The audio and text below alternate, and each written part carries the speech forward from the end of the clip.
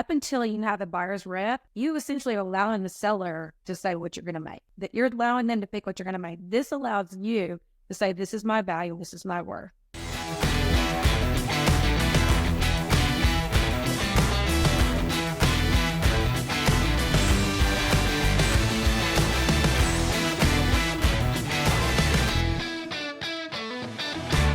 Everyone, welcome to another episode of the 121% podcast. My name is Kevin Johnson, and today I am excited to welcome Chrissie Wright of Century 21 Portfolio. Chrissie, for those that don't know you, that haven't had the privilege of meeting you, or maybe not part of our brand and then been living under a rock, tell us a little bit about your story. Like, how did you get into this crazy thing we call real estate and find yourself running one of the top brokerages in the country?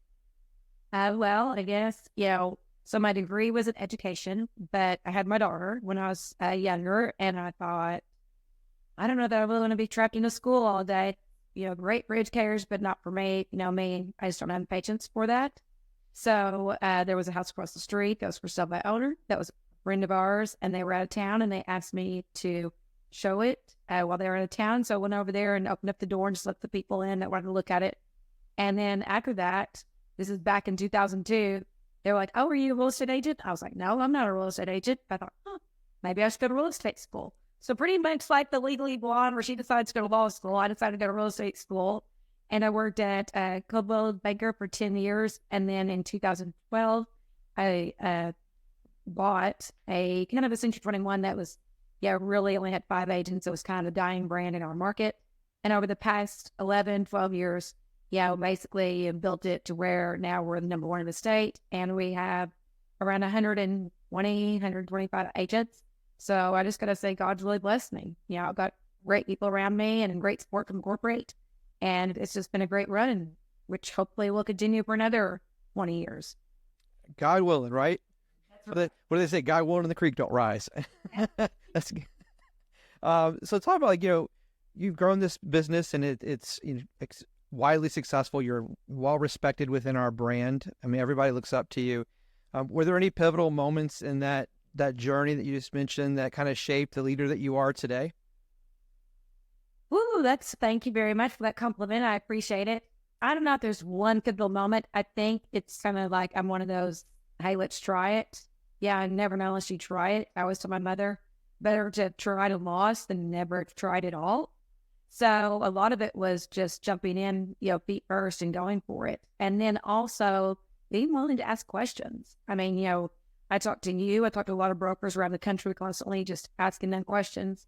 And I think that's probably, it's been my pivotal moment, is just each time I talk to another broker, another company, it's like, ooh, I'm going to take that, even if it's just a little smidgen of an idea, and build upon it. And I think that is really, I'm a big believer in, if you build it, they will come. So for me, instead of really focusing on, the outward, trying to get it's the inward for our office and our agents, and just constantly trying to build what we have. Because I always think that people like to be a part of something. That's the reason they have country clubs, Elks clubs, all these, because people like to be a part of something, and they look to that as something they want to be entertained, they want to enjoy what they're doing. And so that's really kind of been my focus, and probably my pivotal moment is, we're not going to worry about the outside. We're just worried about the inside, and then people will come. And I'm going to learn from brokers like you and others on how to do that. Yeah, that's what, from Louisiana, and we have a famous dish called gumbo, and it's kind of like, it's a little bit of everything thrown in there, right? That and jambalaya. If gumbo or jambalaya is on the menu, you got to ask what kind, because you never know what you're going to get when you get it. And it's all those little ingredients that add up to make the very special dish. And I've always described my business that way. To laugh at yourself. I'm excited that you say that, because I'm like, we are a melting pot. My office is a melting pot of agents that have come from all different walks of life, just like your gumbo. And we're all willing to laugh at ourselves, and we don't take ourselves too serious, because I think that's key too. I think some offices are just a little bit stuffy, and they try and be a little bit too perfect. And, I think it starts at the top. And if I'm willing to laugh at myself, then they'll laugh at themselves as well.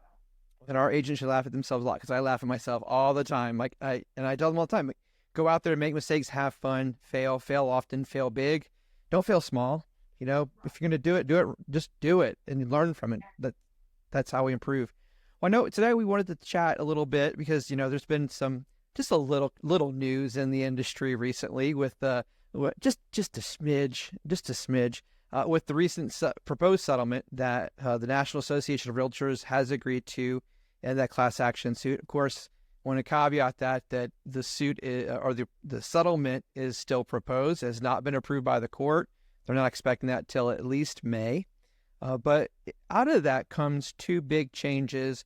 One of them, which is that we can no longer advertise the cooperating commission that a listing broker typically offers in the MLS like we do now. We can still offer it. It just can't be advertised in this one spot. Everywhere else is good.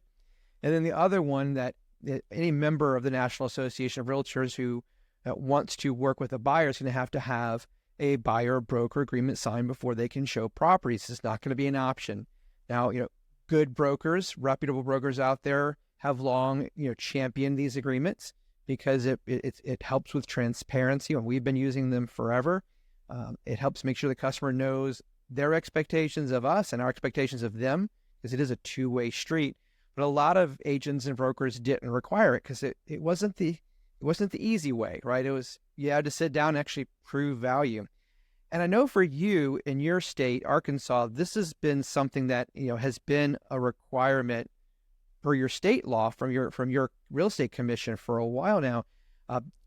How long ago was it that Arkansas adopted this position? So we've always had kind of an adoption on explaining agency from the beginning. Yeah, that's always since I've been a licensed agent since 2002. So at least over 20 years. I know that, in our state, they had a brochure that said this is agency and explain agency. And they had a little tab on there that you're supposed to get as soon as you met a client, they're supposed to sign it, and then you tear it off and you give them the brochure to keep and keep the little tab basically showing that they signed it, that they received it. Now, whether they read it or not, who knows, but it was some proof. And then it kind of evolved where, hey, we need something more than just explaining agency. We need some reps, we need some representation contracts that they are actually signing off that, yes, we understand agency, but now we're to the level that we want you, to be our agent. We want to hire you. And it's been around since, I can't even remember when that started, but when we see 10 years, I know that when I started Century 21 in 2012, we made it very much, it was at that point, you had to have it. It was prior to that, it was sounding like you had to have it prior to writing a contract. So some agents would get it signed right when they were writing their contract. But in my office in 2012, we decided to implement it right from kind of the get-go. Like, let's just go ahead and get it signed and get it done. And, it's, of course, everybody's freaking out over these changes. And no one likes change. I tell people, it's like in 2015 when I changed the settlement statements and we went from having, HUD and, now we have a 3-day with, TRID and all of these types of things. Everyone's freaking out. How are we ever going to pick a closing date that we have to wait 3 days? And it all worked out. I think the same thing with these buyer agreements. And I know the states that have not been like Arkansas are really kind of freaking out from talking to brokers. But I think it's going to be the same thing, which we'll look back and be like, oh, remember 2024 when we implemented those? So in my market, this is just how we've always done it for so long that I don't really know any different. Yes, the MLS will be a little bit different, that we can't see exactly what we're being paid. But in my market, that's taken a shift over the last 5 years to where we don't necessarily see it anyways, because we had companies come in with lower splits. And so we started doing some broker agreements. And so we weren't always getting that was being shown anyways. A lot of times you were still being paid more than that was being advertised because, NAR said you had to advertise something, but you technically just hadn't advertise what you were willing to pay out. You didn't have to advertise all of it if you didn't want to, as long as your seller agreed to that. So we've had a lot of different things going on that is now kind of coming into play across the country. So talk about that change a little bit, the period where the offer of comp was, in most or a lot of MLSs, you could put 0 or as little as $1 for years. So how did you help your agents transition to the point where they were putting the fee that they were expecting to get paid on those buyer broker commissions? Because, the feedback I'm hearing online from a lot of agents is that, they're worried that, well, what if they don't have the money? It's all these negative things, right? Instead of trying to well, how about we just step up and prove our value? But so how did you help your agents make that transition where we're going from just an agency agreement to here's a buyer broker agreement? that's going to say you're going to pay me X regardless of whether, if they don't pay on listing broker doesn't pay, I should say, you're still going to pay. Well, I think, the first time is always the hardest. And then I think for right now, I tell people, I'm like, I think we're all kind of in this junior high dating. It's like no one's dated before. And when they first start buyer's reps, it feels like you're in junior high again. You're having to ask someone, to go slow dance with you, and you're freaking out and think about it for weeks before it actually happens. And so I feel like that's where we're at. And then you get to where you're grown up and you're like, okay, it's no big deal. You just do it. So for those that are all kind of that junior high awkward dance stage, the best way that we started was we kind of made up a script of sorts that we kind of came up with a few things that were talking points, and we made little packets in our office. And we said, here's these packets. We want you to keep them in your car, which is basically going to be a roadmap for you to go off of, just like the contract is when you talk to your sellers. So when you talk to a seller and do the listing agreement, you're like, oh, this is where I put your name, this is where I put your address, where I put the length of the listing agreement, and you go through it, and that's your roadmap of what they're going to discuss. Well, I think for agents right now, because like, how am I going to just walk in and say, hey, use me? That's kind of freaking them out. So we came up with these packets. In our packet, we basically say to them, hey, let's show the house at the end of showing the house, or if they want to be at the office before showing the house, we pull the packet out and we're like, if you have a second, I'd like to go through this for you. One thing that I want to point out is that right now we're dating lots of people. I know that you called me about this listing, but it's basically like we're dating lots of people and you have no representation. What I'd like to do is I'd like for you to hire me to represent you, so that way you do have some representation. And then going into it, we go on to the contract and we say, this right here is a contract. And what it is it basically said that I represent you. In this contract, I put, let's say, 3 rabbits. I put 3 rabbits in this contract, saying that will be my payment. Historically, the seller will pay that on behalf of the buyer. So this will probably be paid by the seller. But in the event, if the seller does not pay it, we'll just ask the seller to pay it on behalf of when we write the offer, and we can cross that bridge when we get there. Then this is right here. This is where I don't charge a cancellation. So if you decide you don't want to work with me in the future, you don't have to work with me. But basically what this is saying is that I represent you. So that way I can take you. And if you're not willing to make a commitment, I understand that, but here's the deal. I have people that are willing to make a commitment. So the majority of my time is spent, on the people that I have listing agreements with, because that's their commitment, or the people I have buyer's agreements with. So I'm not saying I won't still send you some properties, but, I can't promise that I won't miss something, or I think that these are my people that are my focus. So when you decide you want some representation, let's just move forward and let's go from there. And they usually and if you're good at that, I'll go ahead and send you one right now when I get home or back to the office, and you could sign it. And they just always say, sure, that sounds good. You're the first person that's talked to me. Everybody else is just giving me a card. No one's really explained how it works. And there's other things that we put in that packet that we'll talk about, but that's really kind of, in a nutshell of how it works. We kind of explain, you don't have anybody at this moment. I think that part of that's going to get a lot easier once the new policies are enacted, because then anyone who's a member of NAR is going to have an agreement signed, right? So it's going to be a matter of, at that point, you tell me what you think. I think it's going to be who can prove their value the best, who can demonstrate to that buyer that they are worth whatever number they're putting down on that paper, whether it be 3 rabbits or 4 rabbits or 5 rabbits. That's right. Well, and in my packet, so to get started, we have a sheet that says 70 hands. And, I'm telling my agents, I'm like, here's the deal. The purpose of the 70 hands is so that way when you don't know how to start, you say, listen, I know that you probably think that my job is basically to open up doors for you. Well, there's a lot more than just open up doors. Everyone always understands that when I pay this, when I list my property, I understand what I'm paying for. I'm paying to get it on MLS. I'm paying for marketing. I'm paying for all of those types of things that go along with it. But with the buyer, they're like, well, what am I really paying for? So this is your moment to shine and explain what you're paying for. Well, what you're paying for is that really my job essentially starts, the hard part of my job is when we write the offer. Because when we write the offer, I'm going to be negotiating inspections, disclosures. I'm going to be talking with the appraiser, the title company, attorneys, whoever, surveyors, all of that's going to come into play. And in general, the reason it says 70 hands is because from the moment we write this offer to the moment we get to the closing table, it usually touches on average about 70 hands, because that contract's going to go to me as your agent, and it's going to go to my broker, and then it's going to go to you, and then it's going to go over to the other agent, their broker, then the lender, then the underwriter, then it's going to come back. So it's going to all these people back and forth this whole time.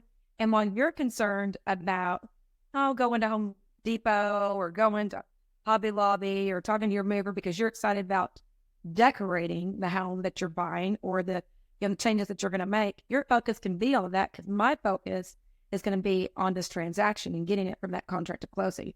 And that's what you're hiring me to do. And essentially that's what the seller generally is paying me to do on your behalf. And so that's what this means, is that you want me to represent you and get you from that contract to that closing table and make it seamless to where you don't even know what's really going on. But I'm the concierge behind the scenes. Exactly.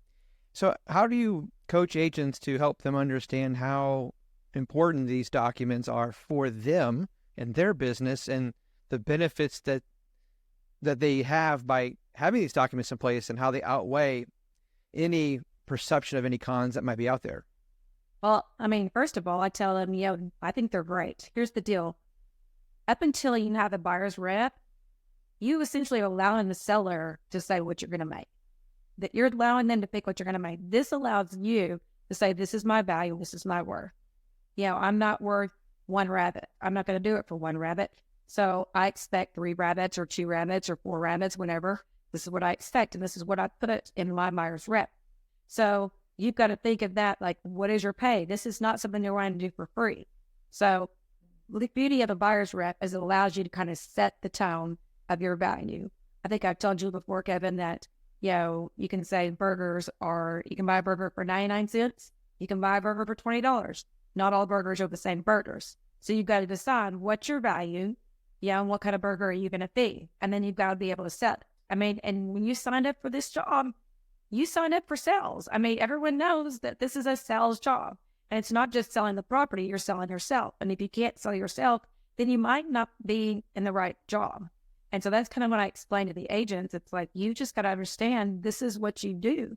This is your profession, and this is where you go in and you present value. And if you can sell your value, people will buy it. They're willing to pay it.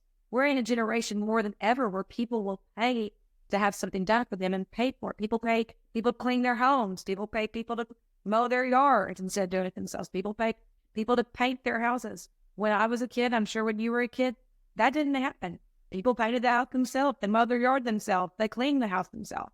And still a lot of people do, but we become more of a, hey, I'm going to work a little bit extra so that way, and do what I'm an expert in, so that way I can earn money to pay people that can clean homes and mow yards and do things that they're experts in. Because I can tell you, you don't want me to make your house. I do better to be someone your house for you, because that's what I've been trained to do. I am not a painter, and I respect people that are. And so I tell the agent, that's what you've got to think, and that's what you've got to be willing to go in and do. Yeah, it's you don't want me painting your house either. No, that's not me. I'm good at what I do, but there's a lot of things I'm not good at, and I'm okay with that. That's not my wheelhouse. So as I mentioned earlier, there's a considerable amount, and that's probably an understatement of this industry, of negative misinformation and noise out there. And one of the challenges that I'm seeing is that so many agents across the country are buying into it. They're reading the headlines. They're not understanding the details. I'm not the biggest NAR fan in the world, full disclosure, but even to me, this settlement made sense from a business perspective. Other than the big companies that had already settled, every other member was exposed to lawsuits. And this settlement protects everyone. And the other option was bankruptcy, because they did not have the over $5 billion they were going to need for the bond to be able to continue with the appeal. So I applaud them for the decision they made. But again, the media is, and it's very disappointing, even respectable organizations out there have been reporting this information. So how do you coach and mentor your team there in Arkansas to kind of just tune out the noise and stay focused, and to also, shepherd the customers and your clients through this, because they're seeing the same thing the agents are, How are you helping them navigate this? I think a lot of it is just education. I think, as far as my agents, I'm telling them we're going to have to educate the public. And there's a lot of fake news. And when your clients start to bring it up, or your customers or friends, family bring it up, you just say, listen, a lot of that is fake. It's clickbait. You're trying to get you to, it's what is in the news at the moment. Next week or 2 weeks from now, there'll be something else. And so at this moment, you've got to explain that to the consumer and your clients and your friends. And then you've got to tell them, here's what is really going on. And nothing's really changing for the most part. I mean, it's just a matter of the same money is going to be there, because more than likely the buyer is going to, even if the seller lists and said, oh, I'm not paying a buyer's fee, fine, don't pay the buyer's fee. But the buyer is probably not going to pay the fee out of pocket either. They're probably going to ask the seller to pay it on their behalf, just like he would a closing cost with concessions. We've done that for years, where buyers ask the seller to pay, some closing costs or some concessions for them because they don't want to use the cash they have on hand. Whether they don't have the money or they just don't want to use it, they'd rather finance it in the note because interest rates, it makes more sense for them. That's fine. It's just a moving of the money. At the end of the day, it's all the same amount of money. You're just kind of moving it from one end to the other in a way. And at the house is still going to be the same price. The buyer's agent's still going to make the same amount. The seller's going to make. Actually, the buyer's agents are probably going to make more, because if they're not happy with the amount that the seller has put on there, they're probably going to elect a difference. I do that in my market. Very common in our market for the buyer, to make up the difference that the buyer's agent wants, that they had agreed to on their buyer's representation agreement. And so you may see that the buyer's agents start making more money than what they initially used to make, just because they're able to sell themselves and sell their value. And until this point, I don't think any buyers have really thought what their value even was. I think they just thought, I'm just supposed to open up the door. I don't really know my value. Mm-hmm. And this is making them have to learn it. So I think as the agents are explaining this to the public, it's going to be like, it's all the same. There's only so much money. So it's just a matter of we're moving it around, but it's all going to end up being the same thing. So the terms are different, terminology, it's going to be different. So instead of me going to you to list a property and I say, hey, I would like to list your house for 6 rabbits or 5 rabbits or 7 rabbits or whatever many rabbits that I want to list it for, I'm going to say, now I'm going to list your house. My compensation is this many rabbits. Would you like to pay a buyer's agent? I highly recommend you do. Here's the reason why. And I would suggest that you pay them this many rabbits. Are you okay with that? That's all it is. And they're probably going to say, yes. I've had one listing that I've gone to in the last week, and I actually had a seller, and he said, now we are paying, I see a lot of stuff on the news. You are paying, we are paying the buyer's agent something, correct? And I said, yes. And he said, great, because I want to make sure that we do. He said, I know. And this is, he's a physician and he's very intelligent. And he said, I don't want to just pay one side because I can see the downfall of not paying the other side. And I think the general public, it's not going to take them long to figure that same thing out. You're going to have a few that try and do the, I'm going to be cheap. And then when their house doesn't get shown, then they're like, oh, what do I have to do? And the agent's going to say, you need to pay the buyer's agent. And we say, okay, well, let me add that to that. And sort of going, I think also too, up until now, and recently they've had some loosening up of this. We weren't allowed to advertise the buyer, what we're offering the compensation publicly, right? Well, now we're flipping the script. Instead of just really one place, it's going to be everywhere we want it to be, on our own office websites. We can put it everywhere else we want to. So I think it's going to encourage sellers to, we're going to let the market determine, right? And the market, I think, is going to support the fact that buyer's agents are worth compensating. As I've been telling my agents, I don't know how it is in your market, but we have $99 flat fee. Get it on the MLS brokerages here in town. And we've had them forever, as far back as I can remember. But yet still, most listings sell in a full service traditional listing environment. So I don't see there being a big change. The market's already had these options available to it, and the market has resoundingly said, no, you could buy a house. There's been for sale by owners forever.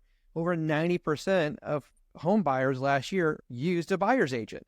So you've had the and I was just going to say, I mean, it could jump, but yes. And then those for sale by owners, the same thing. It's like they pay, how many sub-owners put it on Zillow, and then they say, I'll pay a certain percentage to donate. So that's essentially what this is going to be. It's just that that's essentially what you're gaining. It's going to be those few people that want to do that. And then eventually, usually what happens is those people end up listing their home and paying the full thing, before it's all said and done. They try that for a few weeks, and then it doesn't happen. And so then they go list it and pay the full thing. So, like, to go back to your burger analogy, I think this settlement's going to be a big nothing burger by the time it's all over, in my opinion. And I also, look back at you referenced some shifts we've seen in our industry, but if you rewind to the day Steve Jobs announced the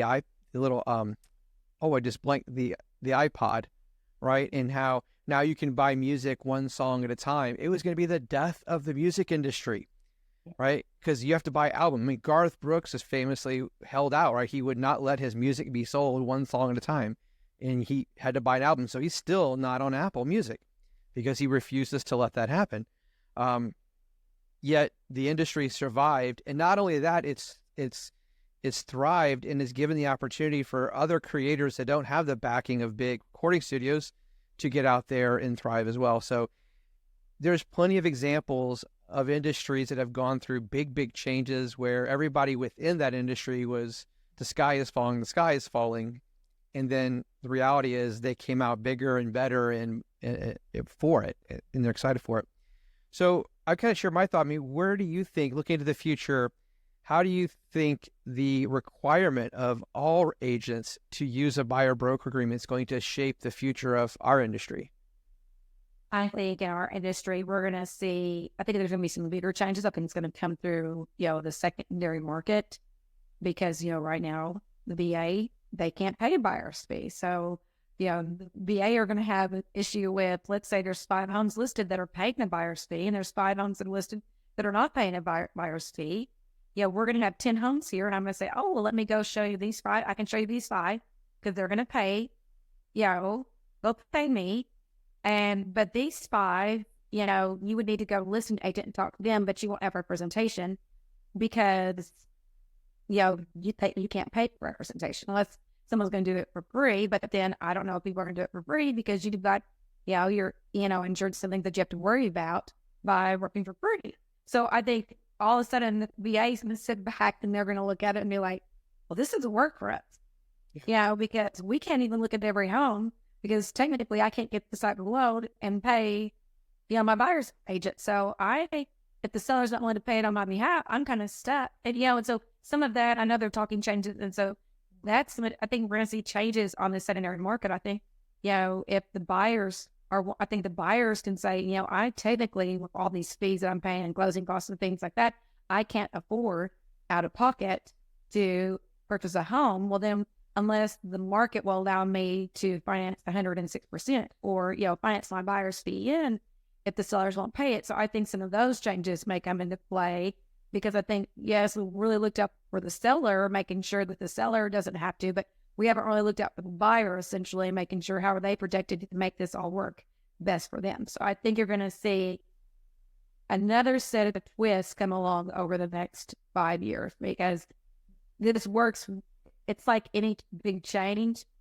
In theory, it sounds good, and I think there's a lot of parts of it that are going to be fine and are going to work well, but then there's other parts that no one's really thought about that we have these little hiccups that are going to come into play that it's like, well, maybe. So I think some of that in the secondary market is really going to shift for us. I think us as agents, I think we're going to get better at our jobs. I think the agents that are good at selling themselves and selling their value are going to have no problem. I think the agents that are not, and I'm not even saying if it's a part-time and a full-time agent, I think it's just them personally, they're going to probably work their way onto business because they're going to become strictly like, I only work with sellers or I only work with, because I'm good at, being listings, but I am not good at working with buyers and selling our value. So I think some of that may shift. You may have a few more agents that are one or the other type of agent and all. But for the most part, I think we're going to do business as normal. 95% of us, we're just going to look back just like we do at COVID, and we laugh at COVID that, went to the beach and we wore a mask and, different things about COVID. We literally wiped our mail down and washed it. There's things about that we kind of laugh at that we did back then, but that was just the way of life. I think we're going to look back at 2024 and the same thing's going to happen. We're about, why were we doing all these podcasts and Zoom calls and telling everybody and freaking out about this? It really was not that big of a deal. I think we're reading into it more than the consumer is. We're the expert. We've got to go in with a little bit of a backbone and say, here's the way it's done, and get them to sign it, and they're going to go on. I talked to a group yesterday and of agents, and they kept hitting me with, well, what if they, you present that buyer's rep and you ask for this many rabbits and you say, yes, historically the seller will pay it. If they want, they'll try and finance it, and the seller still won't pay it. And they say, well, I'm not paying it. What are you going to do? I'm like, okay, there's always going to be the scenario that comes up, and you have to figure out, and you're going to talk with your broker and work your way through it, but 99.9% of the time, it's going to be the same thing every single time. And, we can all look at inspections in different ways that, hey, this is the doomsday worst case scenario. But at the end of the day, if we go in and we got confidence and we know our value, that we know that we're worth it, which I believe we are, then it's going to be fine. Exactly. Yeah, I think it's going to be good for industry. I think we are going to see some of the lower performing agents maybe step away because they're just not sales folks. They're not used to being able how to demonstrate their value. And when you're, I always joke, the difference between a buyer's agent right now and a listing agent is a listing agent has to go in there and be a strong negotiator right up front to get that listing. Where a buyer doesn't have to be able to demonstrate that skill as well up front, but they're going to now. And that's something that a buyer should have wanted all along, as a strong negotiator that's going to advocate for them the best way possible. I think it's also important to note one thing I wanted to mention earlier. Sellers all along have been able to not offer buyer's agent compensation if they wanted to. That's where I get with this entire settlement that gets me frustrated. I keep telling the agents, remember, we can still offer compensation. There's nothing in this settlement talks about how much we can charge for our services, right? And so when you see the headlines like NAR agrees to cut, standard commission, or the 6% commission is gone, they never were there. There never was a standard commission. There never was a set 6%. And, NAR never, nor any organization, dictated what commissions we charge for our services. That was a fair and open market. Every seller we've ever worked with tries to negotiate, as they should, right? And then as a professional, we have our minimum number that we charge for our services. I tell the agents, who owns an iPhone? Last time you were at the Apple store at the mall, was there like Black Friday sale or Easter weekend sale sign in the glass? No. You want an Apple product, you're going to pay for the Apple product. So you have to deliver the same value proposition to your consumer that Apple does to theirs. Well, and yes, love that. And another part of it is, if someone said to me, they're like, well, what if they just want to go to the listing agent? I'm like, well, that's fine. They can go to the listing agent. But that's no different than if you and your spouse are getting divorced and your spouse decides to go hire an attorney. Are you going to go hire the same attorney? No, you're going to hire another attorney. So you just explain that to your consumer, like, would you want the same attorney or would you want another attorney? And just because the seller, obviously the listing agent has a relationship with the seller. So you're kind of like the third party coming in to join. So do you really think that they're necessarily negotiating the best deal for you? So what if you have to pay me a little bit of money? At the end of the day, I may end up saving you thousands upon thousands with my negotiating skills that you wouldn't necessarily get from going to the listing agent. So there's a lot of elements like that I think the buyer really needs to be educated on, and that the listing agent or the selling agent, for the selling firm, they should explain this, explain that, you want your own representation. You want someone that has your back, and you're going to end up with someone. Why not go ahead and start out with me? Because everyone ends up with someone along the way. It's better off if we start this together, and then I kind of get a better idea of what you're looking for. It's going to make the process a lot smoother than you jumping around to everybody, because at some point, when you write an offer, it's going to somebody. Wouldn't you rather have a relationship with whoever's guiding your way than just popping in at an open house, loving it, and having that agent that you really don't know write your offer? And that's all you're really doing. And it's protecting you as the agent. If your buyers end up over to open house and they want to just decide to buy it, if you have a buyer's rep, that's protecting you to where you're still going to get paid. You will have to do in markets that aren't used to it. You'll have to, in my market, it's very common. If I do an open house, if someone calls on a sign or anything, I will immediately say, and my agents will say, have you signed an agreement with anyone? And they will say yes or no. If they say, yes, I've signed with so-and-so, I'll be like, okay, great. I'll give them a call and let them know that you called about this property so that way they can reach out to you. And that's just how you do it. Mm-hmm. And the other agents do it back and forth. So, in markets that are not used to that, that's how it's going to be. In my market as well, whenever I do have to collect a small fee from the buyer, because let's say the seller is only paying a certain percentage and I'm, requesting a higher percentage on my buyer's rep, and I have the seller to pay that on the buyer's behalf, and we write that in the contract, I now have to communicate that to the lender and to the title company and all that. So there's a little bit more communication involved. Like, hey, we did write this. This is the amount. This is how much is going to the closing costs. This is how much is going toward the, selling firm fee, those types of things. When we do a deal, when I go under contract, before I go under contract on a house, because right now in my MLS, I can't technically tell what I'm going to be paid. I do have to shoot an email or a text over to the other agent and say, hey, what's the fee that you're paying the selling firm on this deal? And they have to say, it is this. And I'm like, okay, sounds good. And if I'm not okay with that amount that's given to me, and I decide I'm going to collect a little bit of the difference, I have to write that in the contract. And I need to know that before I write the contract, because if I don't, I'm going to end up getting, that's all I'm going to get. Because, there's certain elements of that you have to know when you're negotiating. And so it's going to be a little bit of education, but like anything, I think it just makes us stronger and better agents. 6 months from now, let's say 9 months from now, around next December, everybody will be like, no big deal. We've learned the new terminology. We've changed it. We're better agents. And we'll look back and say, oh, I remember when we did it like that. What were we thinking? Yep. I couldn't agree more. My overarching, statement to our agents is deep breath. It's going to be okay. Yes, there is some change, but most of the change you're hearing about is not the change we're going to experience. It's the misinformation out there. For us, our office, we've already been doing buyer broker agreements. So I'm like, no change. And for those that work commercial deals, by the way, that's how not having the offer of compensation in an MLS is how a commercial works. There is no MLS for commercial, right? So you're having to contact the listing office or the listing agent to find out that information. And it's worked fine for them for years. We're going to be okay. Yes, the cheese is being moved just a little bit. Not even a lot, but just a little bit. But we're going to be okay. I think so too. And I really feel like the agent at the end of the day is going to feel like they're better at their job. Mm-hmm. I think they're going to understand their job because we're going to hit them hard. They're going to get trained and they're going to be just fine moving forward. I wish, that we were already there because change is always difficult and growing pains are hard. But I think we'll get there and everyone will be okay, just like you said. And we'll be like, okay, what's the next podcast topic? Because exactly. We did it. We're fine.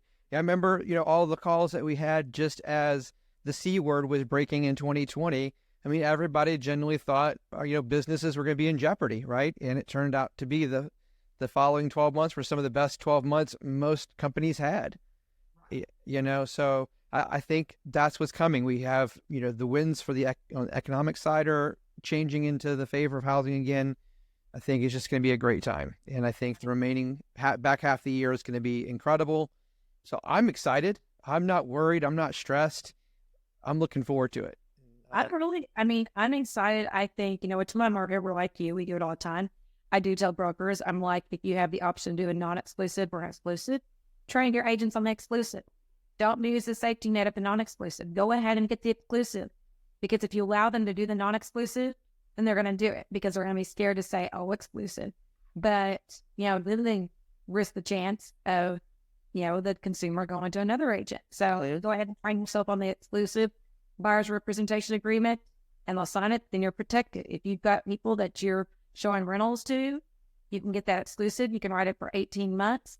This way, when they release something for 12 months and you may not get paid much, but you're going to help them out because they don't really know where they want to land. Then 3 months before that lease is up, you're going to be able to call them and say, hey, I'm, excited that, that you're almost at the end of your lease. Let's go start looking. So you're going to have that instead of losing them. That's the thing. That's the beauty of the buyer's rep, is there's something put in place instead of you losing your buyers. Yep. It's going to be good. I'm excited. And just as excited as I am to be able to sit here and chat with you. I always love our talks. You're a bright spot in our brand. And, as Mike Meisler always says, the power of the network is the network. I wouldn't have it any other way. I started out as a Century 21 agent with Rue Realty here in Orlando, and now I'm a broker and owner of a franchise. I love our brand. It's because of people like you. That's what makes going to conference great. Is one of my agents was there. He's like, it's like you hug everyone. I'm like, yes, they're like family. We just haven't seen each other since leadership or since last 121 or FLA 21. So. Well, Chrissie, thank you so much for taking the time out of your day to come share some of your wonderful words of wisdom with the audience.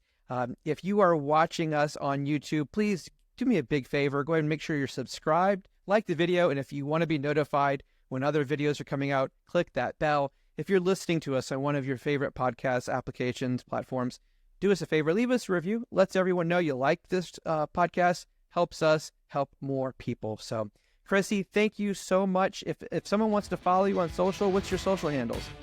Oh, I'll have to look it up. What, Century? I'm under Chrissie Collier Wright. I know that on Facebook, but once you get there, you'll be able to find the rest of them at CHRISSIE. Yep. So Chrissie Collier Wright, and I appreciate you having me. And always can find me in Jonesboro, Arkansas under Century. And I'll put up on the end of the podcast and down below, I'll put all your contact information so if anyone wants to reach out, they can. Yeah. Okay. All right. Thank you, Chrissie. Thank you, everyone, for watching. Have a great day. Remember, 50% motivation, 50% education, but the difference between ordinary and extraordinary is the extra 21% action. Have a great day.